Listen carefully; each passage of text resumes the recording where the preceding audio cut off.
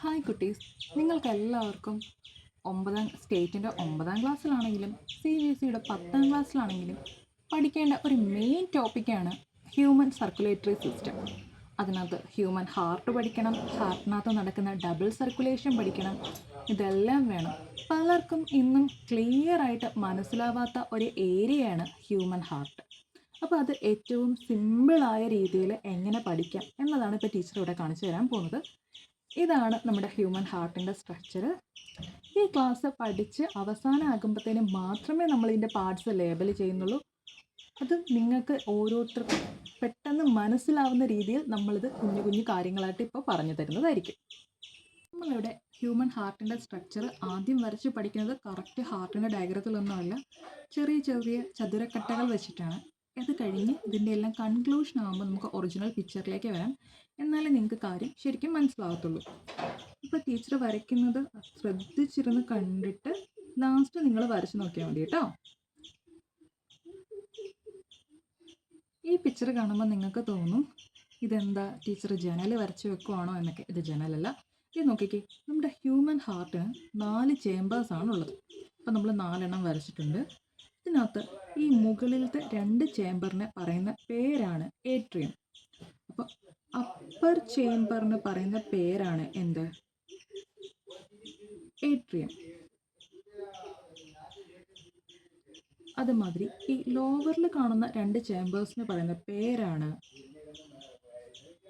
Ventricle.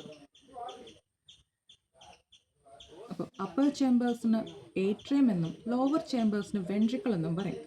ഇനി നമ്മൾ ഇതിൻ്റെ സൈഡ് വെച്ചിട്ടാണ് പറയുന്നത് right atrium, right ventricle, left atrium, left ventricle. അപ്പോൾ ഹാർട്ടിൻ്റെ 4 ചേമ്പേഴ്സ് ഏതൊക്കെയാണെന്ന് മനസ്സിലായിട്ടുണ്ടോ? ഒന്നുകൂടെ കേട്ടോളൂ. Upper chambers are known as atrium, lower chambers are known as ventricle. അപ്പം right atrium, left atrium, right ventricle, left ventricle. ഇതാണ് ഹാർട്ടിൻ്റെ 4 ചേമ്പേഴ്സ്. ഇനി ഒരു കാര്യം കൂടെ നിങ്ങൾ ശ്രദ്ധിച്ചോണം. ഇവിടെ ഈ റൈറ്റ് സൈഡിൽ ഇംപ്യൂർ ബ്ലഡും ലെഫ്റ്റ് സൈഡിൽ പ്യുവർ ബ്ലഡും ആണുള്ളത്. അപ്പം ഇംപ്യൂർ ബ്ലഡിനെ നമുക്ക് എങ്ങനെ എഴുതാം? HbCO2. കാരണം ഇതിനകത്ത് കാർബൺ ഡൈ ഓക്സൈഡിൻ്റെ കോൺസെൻട്രേഷൻ ആയിരിക്കും കൂടുതൽ. ഇനി ലെഫ്റ്റ് സൈഡിലുള്ളത് പ്യുവർ ബ്ലഡ് അല്ലെങ്കിൽ ഓക്സിജൻ റിച്ച് ആയ ബ്ലഡാണ്. അത് നമുക്ക് എന്ത് പറയും? ഓക്സി ഹീമോഗ്ലോബിൻ. അതിന് HbO2 എന്ന് നമുക്ക് പറയാം. ഇനി ഈ റൈറ്റ് സൈഡിനെയും ലെഫ്റ്റ് സൈഡിനെയും കൂടെ സെപ്പറേറ്റ് ചെയ്യുന്ന ഇവിടെ ഒരു വോളുണ്ട്, ഒരു മസ്കുലാർ വോള്. ആ വോളിന് പറയുന്ന പേരാണ് സെപ്റ്റം. അപ്പോൾ ഇത് ഇവിടെ റൈറ്റ് സൈഡിലും ലെഫ്റ്റ് സൈഡിലും നമ്മൾ തിരിച്ചിരിക്കുന്ന ഈ വോളിന് നമ്മൾ എന്താ പറയുക? സെപ്റ്റം. അപ്പോഴത്തേന് ഇത്രയും കാര്യങ്ങളാണ് ആദ്യം ഓർത്തിരിക്കുന്നത്. 4 ചേമ്പേഴ്സ്, റൈറ്റ് സൈഡിനെയും ലെഫ്റ്റ് സൈഡിനെയും സെപ്പറേറ്റ് ചെയ്യുന്ന പാർട്ടിന്, ആ മസ്കുലാർ വോളിന് പറയുന്ന പേരാണ് സെപ്റ്റം. ഇനി നമ്മൾ ഈ റൈറ്റ് സൈഡിലെ മാറ്റർ മാത്രമാണ് പറയുന്നത്. അത് കഴിഞ്ഞിട്ട് നമുക്ക് ലെഫ്റ്റ് സൈഡിലേക്ക് വരാം. അപ്പോൾ റൈറ്റ് സൈഡിലെ മാത്രം പറയുമ്പോഴത്തേന് നമുക്ക് എത്ര ചേമ്പേഴ്സ് മതി? 2 ചേമ്പേഴ്സ് മാത്രം മതി. Right atrium, right ventricle. അപ്പം ഞാൻ പറഞ്ഞു ഇവിടെ ഇംപ്യൂർ ബ്ലഡ് മാത്രമാണ് വരുന്നത്. അപ്പം നമ്മുടെ ബോഡിയിൽ നിന്ന് ഇംപ്യൂർ ബ്ലഡിനെ കളക്ട് ചെയ്യുന്ന 2 ബ്ലഡ് വെസൽസ് ഉണ്ട്. അവർ നമ്മൾ പൊതുവെ പറയുന്ന പേരാണ് വേന കാവ. ഇവർ 2 ടൈപ്പ് ഉണ്ട്. Superior vena cava and inferior vena cava. അപ്പത്തേന് വേന കാവാസ് എത്ര ടൈപ്പ് ഉണ്ട്? 2 ടൈപ്പ്. സുപ്പീരിയർ വേനക്കാവയും ഇൻഫീരിയർ വേനക്കാവയും. നിങ്ങൾക്ക് അറിയാലോ, നമ്മുടെ ഫുൾ ബോഡിയെ നമ്മൾ സെപ്പറേറ്റ് ചെയ്തിരിക്കുന്ന ഡയഫ്രം വെച്ചിട്ടാണ്. സോ ഡയഫ്രത്തിൻ്റെ മുകളിലോട്ട് നമ്മുടെ ഹെഡ് വരെയുള്ള ഭാഗത്തെ ബ്ലഡ്, ഇംപ്യൂർ ബ്ലഡ് കളക്ട് ചെയ്യുന്നതാണ് ആര്? സുപ്പീരിയർ വേനക്കാവ. ഡയഫ്രത്തിന് താഴെ നമ്മുടെ കാല് വരെയുള്ള ബ്ലഡിനെ കളക്ട് ചെയ്യുന്ന ആരാണ്? ഇൻഫീരിയർ വേനക്കാവ. ഇങ്ങനെ സുപ്പീരിയർ വേനക്കാവയും ഇൻഫീരിയർ വേനക്കാവയും കളക്ട് ചെയ്യുന്ന ഇംപ്യൂർ ബ്ലഡിനെ അവരെവിടെ കൊണ്ട് കൊടുക്കുമെന്നറിയാവോ? നമ്മുടെ റൈറ്റ് ഏട്രിയത്തിലേക്ക് കൊണ്ട് കൊടുക്കും. ഇത്രയും കാര്യം മനസ്സിലായോ?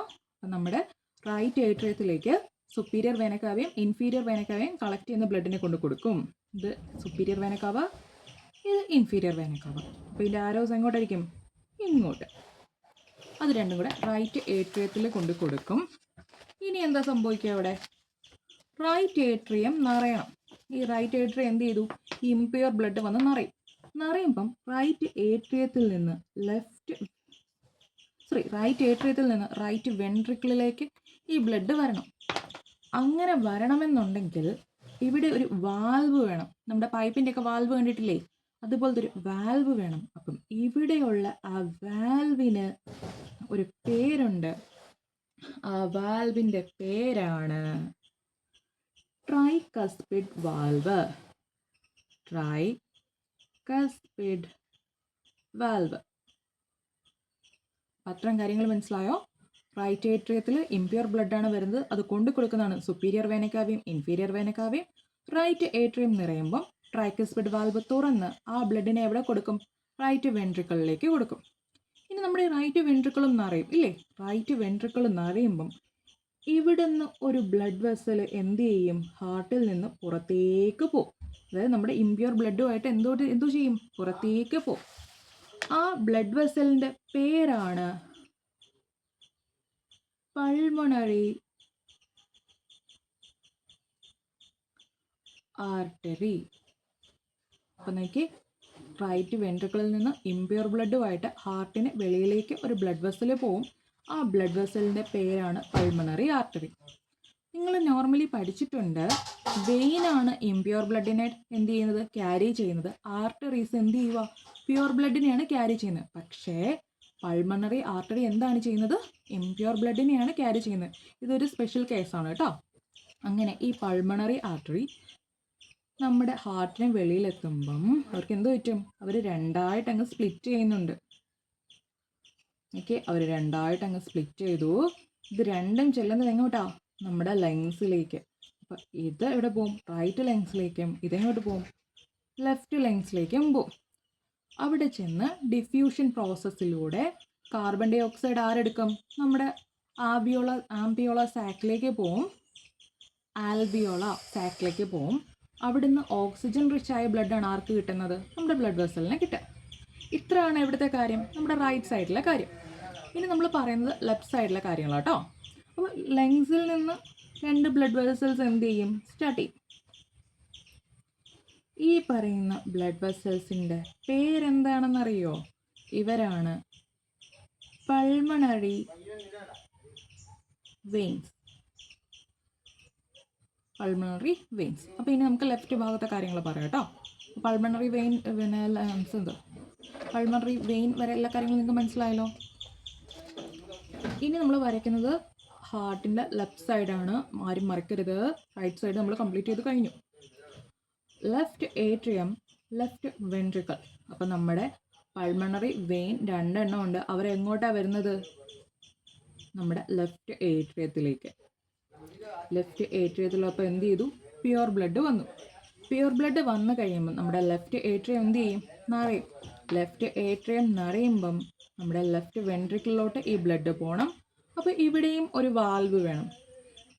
ഇവിടെ കാണുന്ന വാൽവിന് പറയുന്ന പേരാണ് ബൈകസ്പിഡ് വാൽവ്.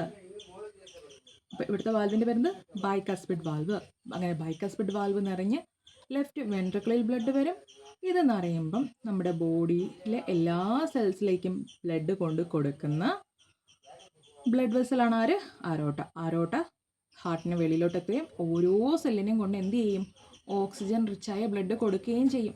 ഇത്രയാണ് നമ്മുടെ ഹാർട്ടിനകത്ത് നടക്കുന്നത്. ഇതെല്ലാം കൂടി നമ്മൾ എന്ത് ചെയ്യണം? ഹാർട്ടിൻ്റെ സ്ട്രക്ചറായിട്ട് പഠിക്കണം. പിന്നെ ഈ ബ്ലഡ് ഫ്ലോ എല്ലാം കൂടെ ചേർത്ത് വെച്ചിട്ട് നമ്മൾ എന്തുകൂടെ പഠിക്കും? ഡബിൾ സർക്കുലേഷൻ കൂടെ പഠിക്കും. ഇപ്പം എൻ്റെ കുട്ടികൾക്ക് ഹാർട്ട് ഈസി ആയിട്ട് തോന്നിയോ?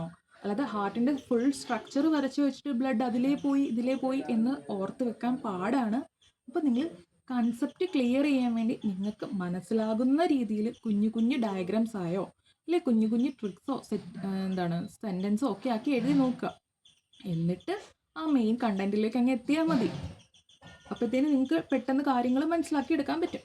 അപ്പം നമുക്കിനി ഹാർട്ടിൻ്റെ പാർട്സ് ഒന്ന് ലേബൽ ചെയ്യാം. ഇതായിരുന്നല്ലോ നമ്മുടെ ഡയഗ്രാം. അപ്പം നമ്മൾ പറഞ്ഞ ആദ്യത്തെ കാര്യം 4 ചേമ്പേഴ്സ് ഉണ്ട്. അപ്പർ ചേമ്പേഴ്സ് കണ്ടല്ലോ. ഈ അപ്പർ ചേമ്പേഴ്സ് നമ്മൾ എന്ത് പറയും? ഏട്രിയം. അപ്പോൾ ഇത് റൈറ്റ് ഏട്രിയമാണ്, ഇത് ലെഫ്റ്റ് ഏട്രിയമാണ്. ഇതാണ് റൈറ്റ് വെൻട്രിക്കിൾ, ഇതാണ് ലെഫ്റ്റ് വെൻട്രിക്കിൾ. അപ്പോൾ ഇത്രയും കാര്യം മനസ്സിലായല്ലോ. ഇവരെ രണ്ടിനെയും സെപ്പറേറ്റ് ചെയ്യുന്ന ഈ മസ്കുലാർ വോള് കണ്ടല്ലോ. ഇവരെ നമ്മൾ പറയുന്ന പേരാണ് എന്ത്? സെപ്റ്റം. അപ്പോൾ ഇവർ രണ്ടുപേരും സെപ്പറേറ്റ് ചെയ്യുന്ന വോളിന് എന്ത് പറ്റി? പേര് കിട്ടി സെപ്റ്റം. ഇനി റൈറ്റ് ഏട്രിയത്തിലേക്ക് ഇംപ്യൂർ ബ്ലഡ് കൊണ്ട് കൊടുക്കുന്ന 2 ബ്ലഡ് വെസൽസിന്റെ കാര്യം നമ്മൾ പറഞ്ഞു. ദേ ഇതാണ് ആര്? സുപ്പീരിയർ വേന കാവ. ഇതാണ് ആള് ഇൻഫീരിയർ വേന കാവ. അപ്പോൾ സുപ്പീരിയർ വേന കാവയും ഇൻഫീരിയർ വേന കാവയും കിട്ടി. ഇനി എന്താ പറഞ്ഞത്? റൈറ്റ് ഏട്രിയം നിറയുമ്പം ഇവിടെ വരുന്ന ബ്ലഡ് എന്ത് ചെയ്യണം? റൈറ്റ് വെൻട്രിക്കിളിലേക്ക് പോകണം. അപ്പം ഇവിടെ കാണുന്ന വാൽവ്, ഈ വാൽവിന് നമ്മൾ എന്ത് പേര് പറഞ്ഞു? Tricuspid valve. ട്രൈകസ്പിഡ് വാൽവും വന്നു. അങ്ങനെ ആ ബ്ലഡ് എന്ത് ചെയ്തു? ഇംപ്യൂർ ബ്ലഡ് റൈറ്റ് ഏട്രിയത്തിൽ നിന്ന് റൈറ്റ് വെൻട്രിക്കിളിൽ വന്നു. റൈറ്റ് വെൻട്രിക്കിൾ നിറയുമ്പം ഇവിടെ നിന്ന് എന്ത് ചെയ്യും? ബ്ലഡ് ലങ്സിലേക്ക് പോകണം. അപ്പം അതിന് കൊണ്ടുവന്ന ബ്ലഡ് വെസലാണ് ആര്? നമ്മുടെ പൾമണറി ആർട്ടറി. കണ്ടല്ലോ, പൾമണറി ആർട്ടറി ഹാർട്ടിന് വെളിയിലോട്ട് വന്നപ്പോൾ ഇവർ രണ്ടായിട്ട് സ്പ്ലിറ്റ് ചെയ്ത് റൈറ്റ് ലങ്സിലേക്കും ലെഫ്റ്റ് ലങ്സിലേക്കും പോയി. അങ്ങനെ റൈറ്റ് സൈഡിൻ്റെ കാര്യങ്ങളെല്ലാം അതോടെ കഴിഞ്ഞു. ഇനി ലങ്സിൽ പോയി ഡിഫ്യൂഷൻ പ്രോസസ്സിലൂടെ ഓക്സിജൻ റിച്ച് ആയിട്ടുള്ള ബ്ലഡ് എങ്ങോട്ട് വരണം? നമ്മുടെ ലെഫ്റ്റ് ഏട്രിയത്തിലേക്ക് വരണം. അത് കൊണ്ട് കൊടുക്കുന്ന 2 ബ്ലഡ് വെസൽസ് കണ്ടല്ലോ, ഇവരാണ് ആര്? പൾമണറി ആരാണ്? Pulmonary vein. ഇവരാരാണ്? Pulmonary artery. കിട്ടിയല്ലോ. അപ്പോൾ പൾമണറി വെയിനും പൾമണറി ആർട്ടറിയും കിട്ടിയല്ലോ. അങ്ങനെ ലെഫ്റ്റ് ഏട്രിയത്തിൽ ബ്ലഡ് നിറയുന്നു. ലെഫ്റ്റ് ഏട്രിയം നിറയുമ്പോൾ അത് എങ്ങോട്ട് പോകണം? ലെഫ്റ്റ് വെൻട്രിക്കിളിലോട്ട് പോകണം. അപ്പോൾ ഇവിടെയുള്ള വാൽവിനെ നമ്മൾ എന്ത് പറയും? Bicuspid valve. അങ്ങനെ ബൈകസ്പിഡ് വാൽവ് വഴി ബ്ലഡ് ലെഫ്റ്റ് വെൻട്രിക്കിളിലെത്തുന്നു. ഇത് നിറയുമ്പം ബ്ലഡ് എന്ത് ചെയ്യും? ഇവിടുന്ന് ബോഡിയിൽ ഓരോ കുഞ്ഞു കുഞ്ഞു സെല്ലിലോട്ടും ചെല്ലണം. അതിനുള്ള ബ്ലഡ് വെസലാണ് ആര്? അറോട്ട. അറോട്ട ഹാർട്ടിന് വെളിയിലെത്തുമ്പോൾ പലതായിട്ട് സ്പ്ലിറ്റ് ചെയ്ത് ബോഡിയുടെ എല്ലാ പാർട്സിലേക്കും എത്തുന്നു. ഇതാണ് ഹാർട്ടിൻ്റെ സ്ട്രക്ചർ. എല്ലാവർക്കും മനസ്സിലായല്ലോ അല്ലേ? താങ്ക്